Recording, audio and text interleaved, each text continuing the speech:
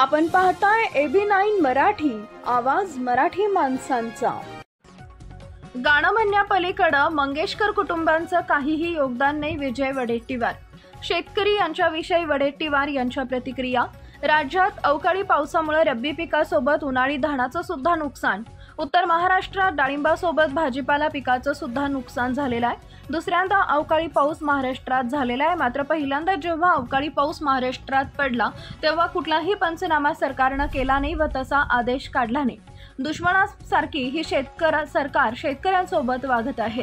राज्य सरकारने पंचनामे करून उशिरा पैसे द्या। या सरकारला शेतकऱ्यांबद्दल देणं घेणं नाही अशी परिस्थिती सध्या राज्यात आहे। मंगेशकर परिवार यांच्याविषयी वडेट्टीवार यांच्या प्रतिक्रिया। गाणं म्हणण्यापलीकडे मंगेशकर कुटुंबांचं काहीही योगदान नाही। मी आपल्या मतावर ठाम आहे। जे ऑटोग्राफचे पैसे घेतात त्यांच्याकडून काय योगदान असणार आहे? गाणं म्हणणं म्हणजे योगदान नाही। मी आपल्या 25-30 वर्षाच्या कार्यकाळात कुठलंही योगदान मंगेशकर कुटुंबाचं बघितलेलं नाही।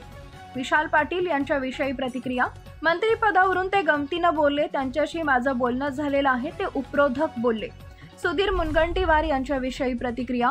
आजकालचे आमदार सुद्धा हिरो सारखे वागायला लागले। नवीन तरुण पिढी ही सुद्धा हिरोच आहे। ती दिसणारी नको तर त्यांच्या कामातून कृतीतून लोकांच्या सेवेसाठी हिरोगिरी असावी। त्यांच्या डोक्यातली हिरोईन कोण हे मला माहित नाही।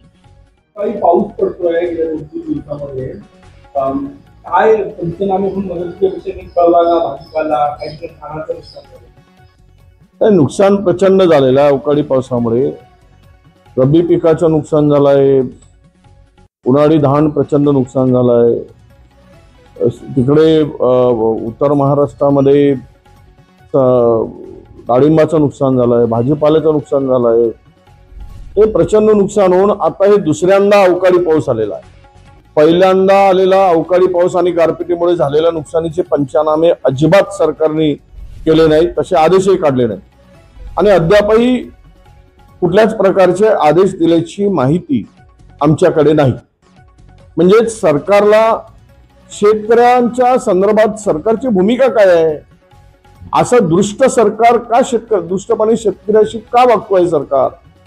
या सरकारचे शेतकरी दुश्मन असल्यासारखे का वागतायत? आणि तुम्ही पंचनामे करा, तुमची तिजोरीत खळखळाट असेल, उशिरा पैसे द्या, पण पंचनामे तरी करा। किती नुकसान झालेलं आहे। शेतकरी बांधावर जाऊन ओरडताय, रडतोय, त्याच्यामध्ये त्याला चिंता लागली की माझं आता हातात आलेलं पीक सगळं चाललेलं आहे आणि सरकार साधे पंचनामे करायला सुद्धा तयार नाही। या सरकारला शेतकऱ्याप्रती काही देणं घेणंच नाही अशी परिस्थिती आता राज्यामध्ये आहे। मंगेशकर कुटुंबाचं योगदान जगाला माहित आहे, तुम्ही काय बोलतो याकडे लक्ष नाही, योगदान काही नाही त्यांचा। पुन्हा मी माझ्या गोष्टीवर ठाम आहे, काही योगदान नाही। गाणं म्हणण्यापलीकडे काही योगदान नाही। त्यांनी ऑटोग्राफचे पैसे घ्यावे सहीसाठी, त्यांच्याकडून काय योगदानांची हे करायचे? कुठला योगदान दिलाय त्यांनी?